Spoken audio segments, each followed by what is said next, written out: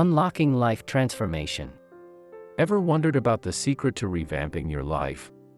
Dive into the wisdom of Think Big by Grace Lordan, a virtuoso in behavioral science.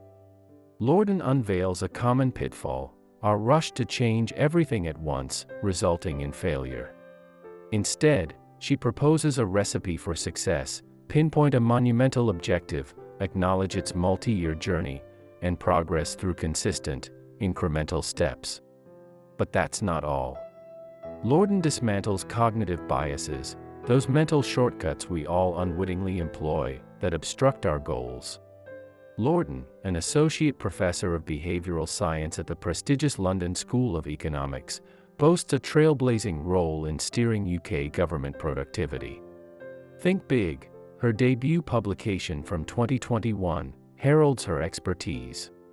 As we traverse this guide, we'll first decipher the fabric of cognitive biases and their sweeping influence on your life and others.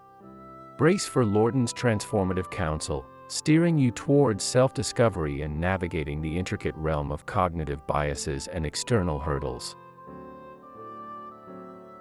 What are cognitive biases? To grasp the importance of overcoming cognitive biases, let's first get to know what they really are. According to Lordan, let's set aside the common belief that humans always make logical decisions. Instead, we're all prone to cognitive biases, patterns of thinking that lead us to process information in ways that might not match the actual facts. These biases often push us into decisions that don't really benefit us in the long run. These biases aren't just some distant thing, they affect how all humans make decisions.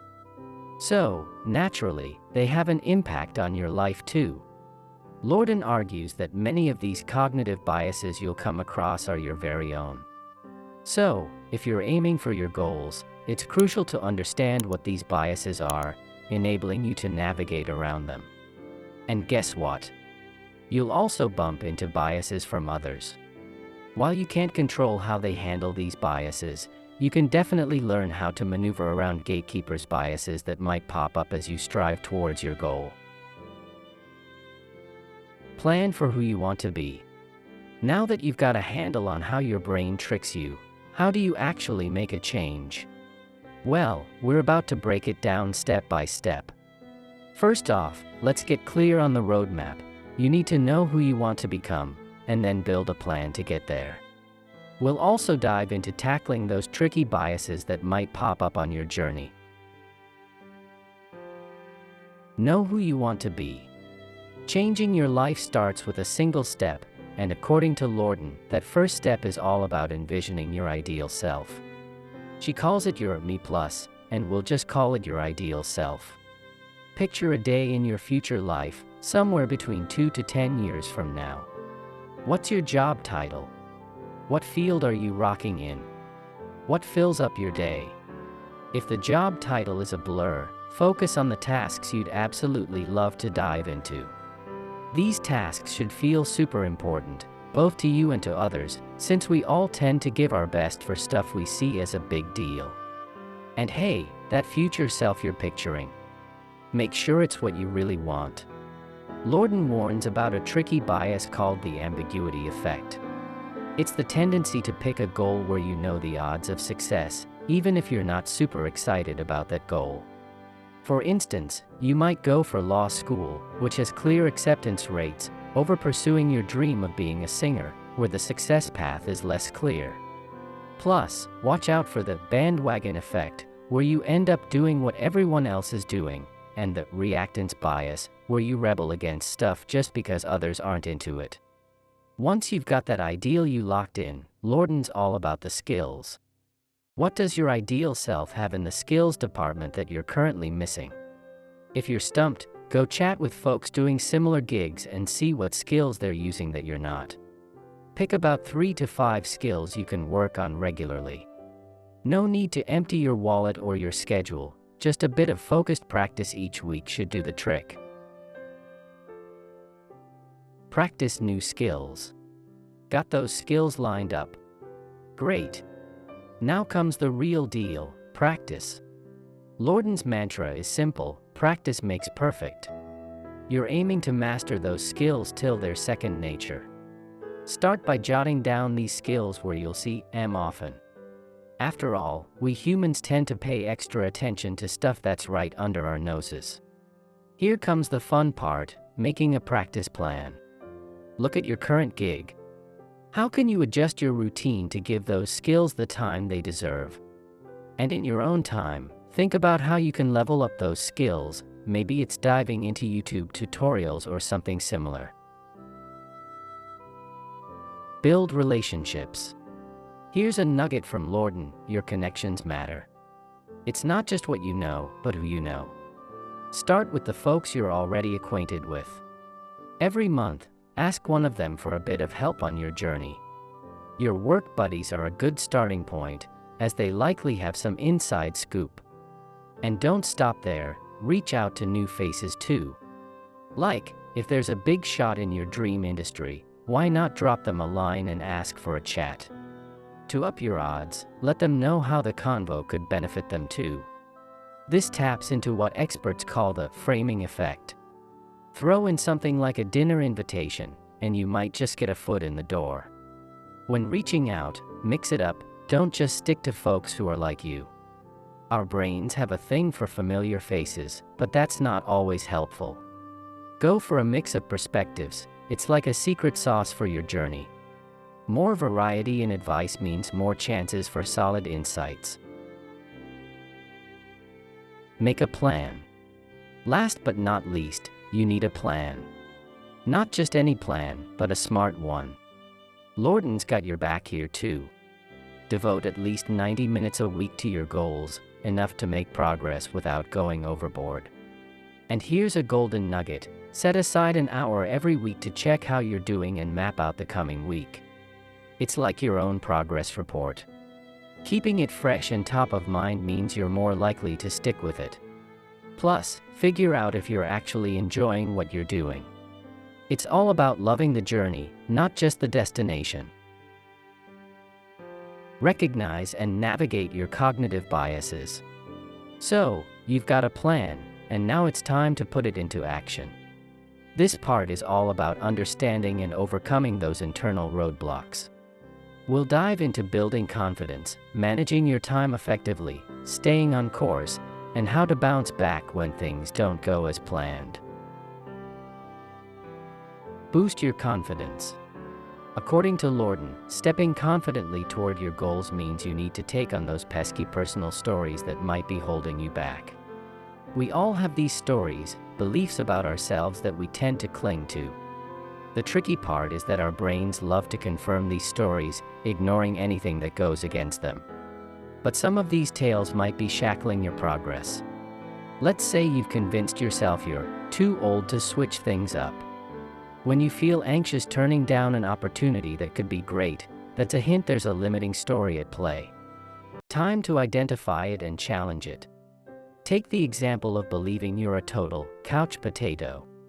Signing up for a workout class and hitting the gym regularly could prove that story wrong. It's about taking actions that create a new narrative, one where you're the type who stays active. Taking confident steps also means putting yourself out there, even if it feels risky. Lordan explains that we often shy away from potential setbacks because we expect them to sting more than any successes would soothe. And then there's that fear of how others might react if things go south, a little something called the saving face effect. But guess what? In reality, the blow isn't usually as bad as we expect.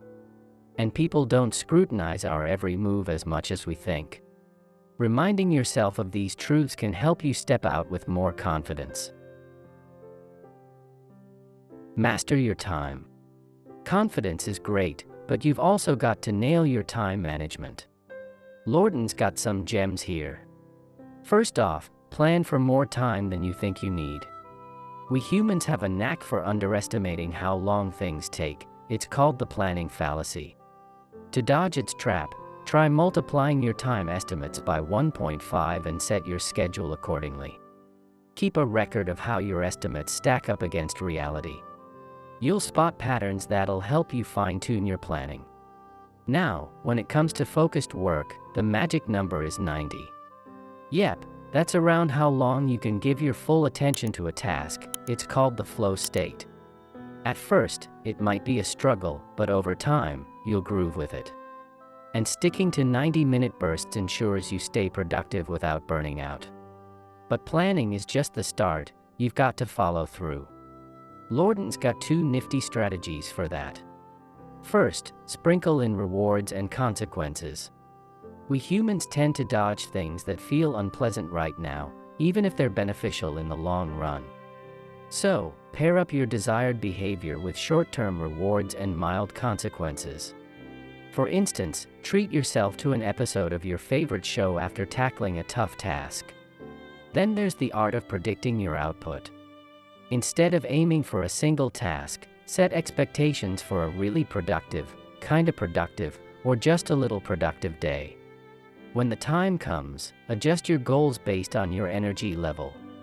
Even if you're feeling low, the compromise effect nudges us toward middle-of-the-road choices. It's a smart way to match your tasks to your energy. Reflect and realign. Regularly checking in on your progress is key to making your plan stick. Lordan's got a couple of ways to do this. First, keep your ideal self in your sights. Remember, the more you focus on something, the more you care about it. So, remind yourself often of your ideal future self to keep your motivation high. Then there's the reflection on wins and losses. After a major success or setback, dig into the choices that led you there. If others' evaluations were part of it, see if you can learn why they thought the way they did. This helps you grasp what's working and what isn't. And by assessing how much was in your control versus external factors, you'll keep your ego in check. It's a great way to dodge the self-serving bias, which loves to attribute wins to us and losses to anything but. Bounce back stronger. Reflecting on failures helps you fine-tune, but bouncing back depends on resilience, your ability to weather tough times and come out stronger. Lordan's got a playbook for this too. Start by crafting a list of things that can lift your spirits when things go wrong. Then, when a setback hits, dive into that list. It helps ease the initial sting, giving you a clearer head to deal with it. This way, you won't make hasty decisions driven by emotions, a quirk known as the effect heuristic. Next up, cultivate gratitude regularly. Our brains tend to focus more on losses than gains, which can leave us feeling down. But by practicing gratitude, you shift your focus to the positives, making it easier to weather setbacks. And when adversity hits, redefine it.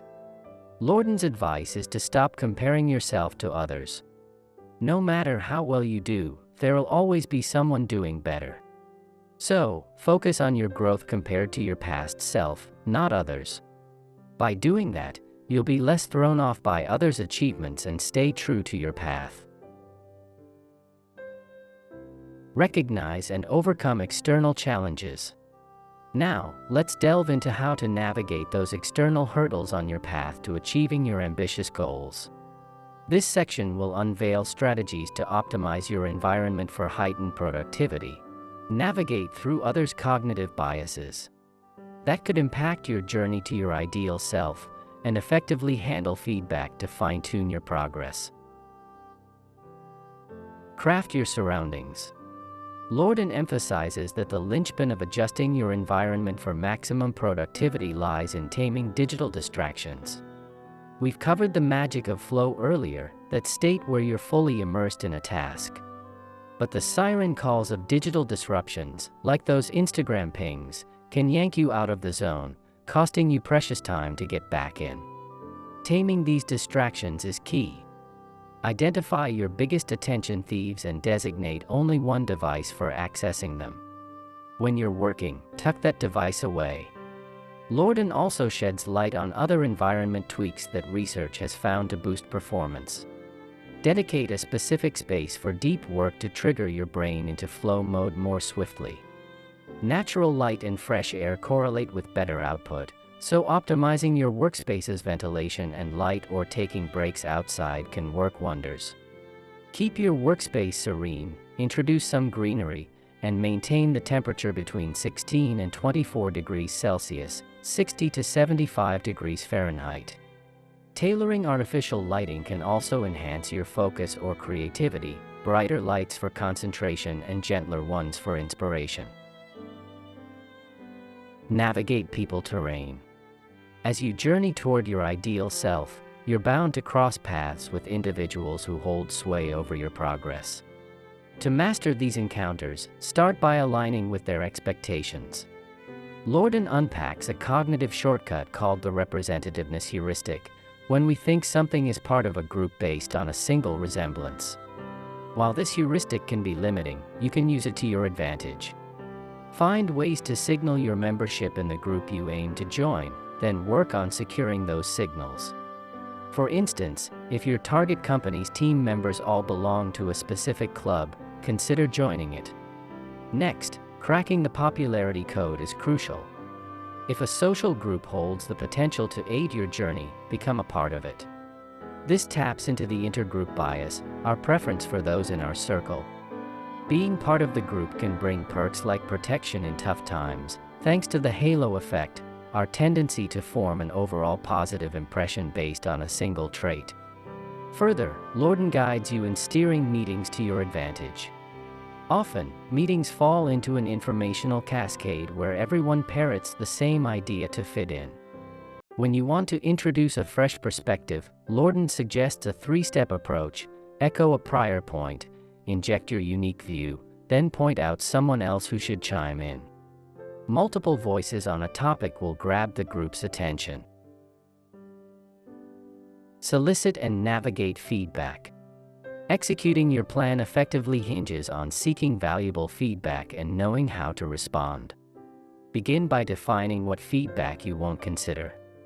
This safeguards your core identity. For instance, Lordan didn't change her Irish accent despite advice. Once you've set those boundaries, actively seek input in other areas. Identify trustworthy individuals who can offer supportive yet candid feedback. Their insights should focus mainly on areas for improvement. Jotting down their feedback mitigates attentional bias, our inclination to remember only what aligns with our preconceptions. Experts agree, prioritize learning where you can enhance. Praise often hinders growth, as it reflects on your persona rather than actionable advice for improvement. While capturing feedback to dodge attentional bias isn't necessary, maintaining a feedback log helps track patterns. If you're receiving consistent feedback, it's time to rethink your approach. But what about negative feedback? If it's logical, Lordan advises addressing it. Cognitive biases like the ostrich effect, ignoring unpleasant information, or sunk cost fallacy, valuing past investments over present outcomes, might tempt you to brush it off. However, embracing constructive criticism and adjusting your actions accordingly is more fruitful. Yet, when negative feedback seems unwarranted, seek external perspectives. Consult 3 unbiased individuals who don't know each other. If they collectively agree, it's likely accurate and worth heeding. If not, disregard it. The initial feedback giver might have been influenced by their biases. If the same individual repeatedly offers similar feedback, consider tall poppy syndrome, a tendency to criticize high achievers. Conclusion.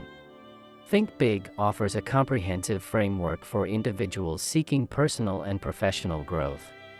By acknowledging the role of cognitive biases and offering practical strategies to overcome them, the book provides readers with tools to make meaningful progress toward their aspirations.